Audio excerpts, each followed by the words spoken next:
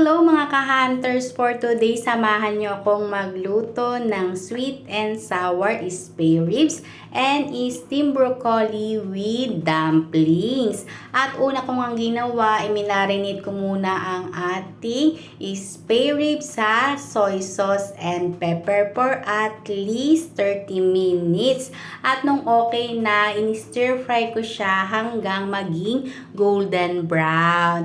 At ngayon, ilalagay ko na ang ating garlic. Hahaluin lang natin siya hanggang maging soft. At pag okay na yan, lalagyan naman natin ng chicken stock and water. At syempre, lalagyan ko din siya ng dark soy sauce para maganda yung color niya. Meron din siyang pepper at hahayaan lang natin siya mag-boiled hanggang maging soft ang ating meat. At habang niluluto nga natin ang ating spare ribs, inumpisahan ko na ding i-prepare ang ating broccoli with dumplings. At syempre, kahit simple lang yung ating menu for today, dapat i-arrange natin ng maayos para naman presentable siya pag inilagay na natin sa table. Simple, easy to cook, budget friendly, at syempre healthy ang ating dish for today.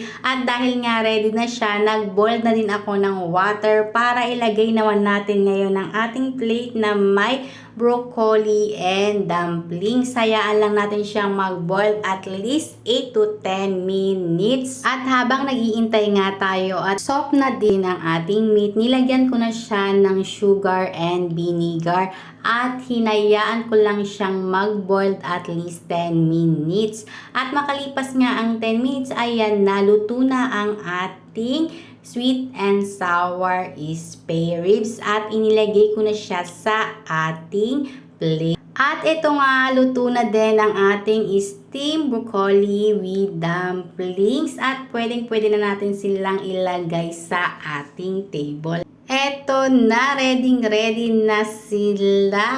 So, ano pang iniintay natin? Let's eat everyone. Thank you for watching.